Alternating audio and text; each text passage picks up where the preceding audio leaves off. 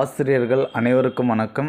இன்றைக்கு ஆசிரியர் தேர்வு வாரியத்தில் ஒரு முக்கிய அறிவிப்பு 2 பத்திரிகை செய்தியாக வெளியிட்டிருக்காங்க.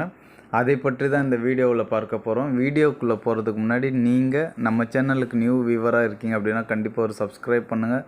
பக்கத்தில் இருக்கக்கூடிய பெல் ஐக்கானை கிளிக் பண்ணிக்கோங்க. இப்போ ஃபஸ்ட்டு என்ன சொல்லியிருக்காங்கன்னா, click here for DW additional provisional selection list. அதாவது அடிஷ்னல் ப்ரொவிஷ்னல் செலெக்ஷன் லிஸ்ட்டு வெளியிட்டிருக்காங்க. யாருக்குன்னு பார்த்தீங்கன்னா விடோ கேட்டகரி. ஸோ இதில் பார்த்தீங்க அப்படின்னா என்ன கொடுத்துருக்காங்க, தகவல் என்ன சொல்லியிருக்காங்க அப்படின்னு பார்த்தீங்கன்னா, அப்படியே ரீட் பண்ணுறேன் பாருங்கள். 2004ஆம் ஆண்டிற்கான இடைநிலை ஆசிரியர் தெரிவிற்கு 2768 காலி பணியிடங்களுக்கான அறிவிக்கை இவ்வாரியத்தால் வெளியிடப்பட்டு 21/7/2024 அன்று தேர்வு நடத்தி முடிக்கப்பட்டது.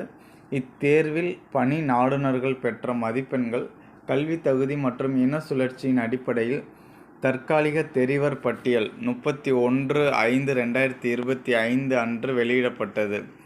இதில் ஆதரவற்ற விதவை இடஒதுக்கீட்டின் கீழ் தெரிவு செய்யப்பட்ட கீழ்கண்டுள்ள 4 பணி நாடுனர்கள் தற்காலிக தெரிவுகள் ரத்து செய்யப்படுகிறது. அதாவது ஏற்கனவே தெரிவு செய்யப்பட்ட 4 பணி நாடுனர்களுடைய தெரிவு பட்டியலிருந்து அவங்கள நீக்கிறாங்க அப்படின்னு சொல்கிறாங்க. ஓகேங்களா. யார் யாருன்னு பார்த்தீங்க அப்படின்னா, பாக்கியராணி, தமிழ் இலக்கியா, அமுதா, மாரியம்மாள்.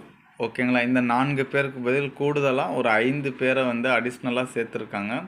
ஸோ அவங்க பார்த்திங்கன்னா ஜனனி, மாருதி, அடுத்து ஸ்வர்ணலதா, பழனி அம்மாள், ஹேமலதா அப்படின்ற ஒரு 5 பேரை கூடுதல் பணி நாடுனரில் தெரிவு லிஸ்ட்டில் சேர்த்துருக்காங்க. ஸோ இது ஒரு தகவல்.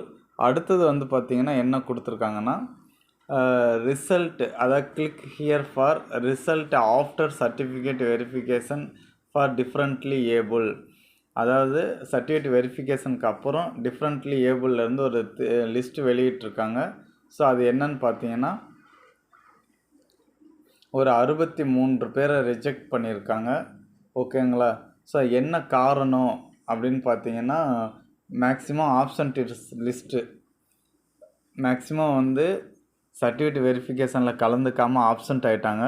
அடுத்தது பார்த்தீங்கன்னா, not eligible for differently abled department. இவங்க எல்லாமே எலிஜிபிள் இல்லை, டிஃப்ரெண்ட்லி ஏபிள்டு மாற்றுத்திறனாளியாக கருதப்படவில்லை அப்படின்னு சொல்லி கொடுத்து ஒரு சில பேரை ரிஜெக்ட் பண்ணியிருக்காங்க.